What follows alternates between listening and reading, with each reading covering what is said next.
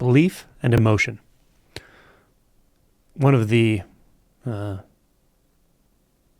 unavoidable eventualities with this process of awakening, unbinding, and so forth is you will come in contact with intense emotional experiences.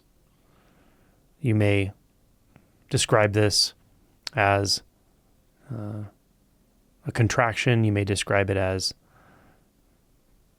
a feeling of helplessness. You may describe it as something that you can't handle, or you may fear you can't handle it. Or you may just experience it directly and not really make a lot of conclusions about it.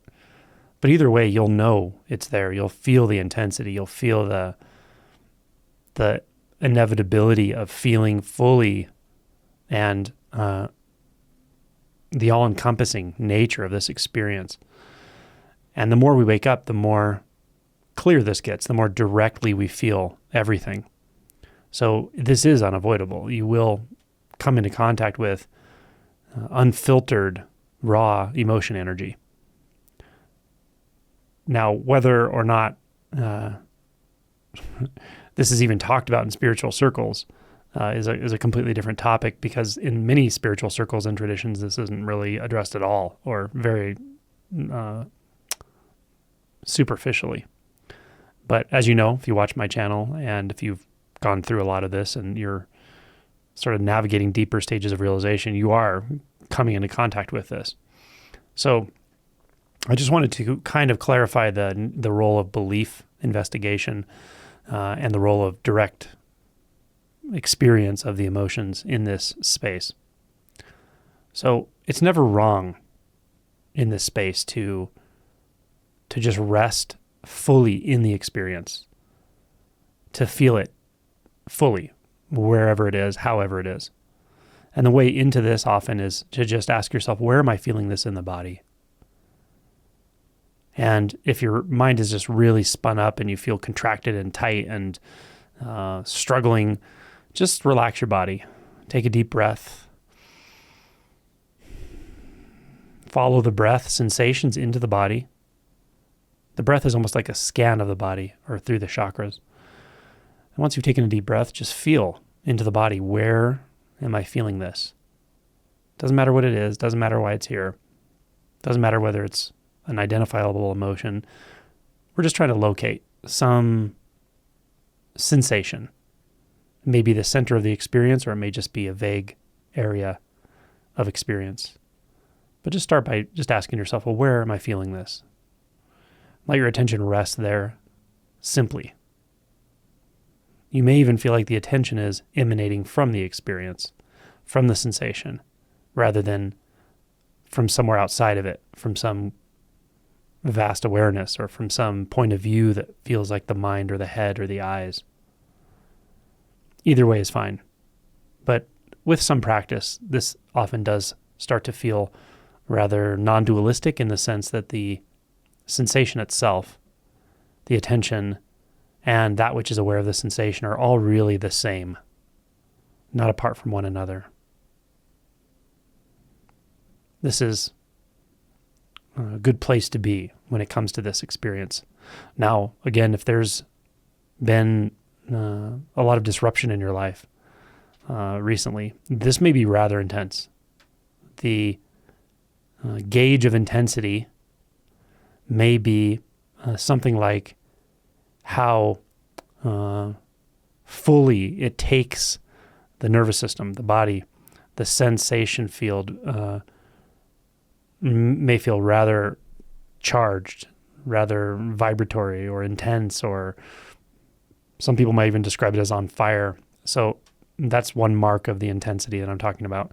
Another mark of the intensity is, and this is important to recognize, is the, can't think of the exact word I want to use here, but I'll just say the intensity of the thoughts in reference to it, or the maybe the desperation of the thoughts in reference to it. So if you have thoughts referencing this experience that say something like, "This is going to kill me, this is going to destroy me, I can't handle this for one more minute," these kinds of thoughts make it 10 times worse. if you believe them. So it's critical to in this space and at this level to really notice any thought as a thought. It may be old thoughts, maybe almost like a childhood impression of some pervasive pain of childhood, or some really intense but primal fear verbalized, or even an image in the mind of something. Notice any time that this comes up that these are thoughts. And the moment you notice these are thoughts, that you have an opportunity to return right back to that sensation field. And you'll notice once you're returning to the sensation field, there's nothing that needs done. You don't have to pay attention to those thoughts. You don't have to judge whether those thoughts are real or not real, or what to do about those thoughts. You don't need to figure out what to do here. This isn't about doing. It's about experiencing directly. And the directness is the sensation. And also don't believe the thoughts that say, oh, you're not feeling this directly enough. If your attention's in the sensation, you're feeling it directly enough, right? Doubt thoughts can arise as well. But just know the thoughts can get rather intense here, including thoughts of, I want to hurt myself, I want to kill myself, I don't want to feel this. These kinds of thoughts just come, and it's okay. It's pretty normal at this stage of things. So distinguishing the thoughts from the sensations is really helpful. And just dropping into those sensations and staying with them. That's never wrong. It's always valuable, and it will become more and more your practice in these moments. It will become more and more intuitive, natural, and simple, even if it's uncomfortable. And it's often very uncomfortable, especially early on. So that's one aspect of this practice, and that's the direct experience of emotion, so to speak.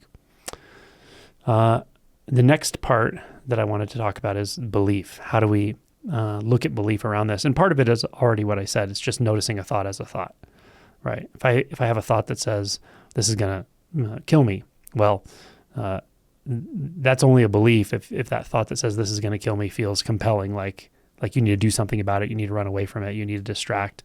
Or if you just say, oh, okay, that's a thought, then it's not really a belief, right? It's a passing thought.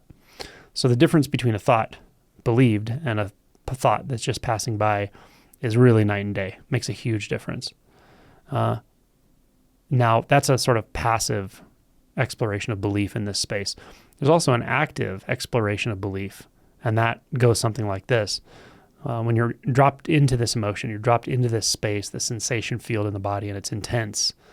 And you've noticed, there's these thoughts that are kind of intense themselves, or trying to amplify the experience or something. And you recognize, okay, those are thoughts, and kind of let them go. And you're able to kind of rest in that sensation field. And yet, there is something that's nonverbal, pre-verbal, that's saying no, that's really struggling. And again, even struggle is a thought. So be aware of that, but you'll feel it. It's this fundamental no, this fundamental aversion, this fundamental rejection of experience, this fundamental insistence that things could be other than they are, right? It's almost visceral, not quite visceral, but it's almost a sensation itself. And this I would just call resistance. This is where it can be helpful to inquire into beliefs, right? And the way you do this is very simple. What is my belief about this experience right now? And then go to the sensation for the answer. Keep your attention on the sensation. The answer, if it needs to come, it will come. And it will come in the form it needs to come in to help you. And be patient. What is the belief about this? And it may be something like, the belief is, if I say no, I can make this go away. Or the belief may be something like, I don't deserve this, right? Well, maybe you do, maybe you don't. But if you believe you don't deserve this, does that make it feel better or worse? If you believe that you don't know if you deserve this or not, then you may feel like, oh, okay, I don't have to worry about that. I don't have to try to hold that distance. But if you feel like you don't deserve something, you will try to hold distance, right? So that's just one example. But you have to do this exploration yourself. You have to ask, what do I believe about this sensation? What do I believe about this experience? You may believe something like, I have to have the exact right technique to know what to do right now. Well, again, if you believe that, what's the cost? What's the cost of that belief that you have to have the right technique right now? Well, the cost is it really puts you in the hot seat, doesn't it? It also gives you the illusion of control in a way that you probably aren't in control. whether there's a technique being applied now or not, that sensation is there. It's just what it is, right?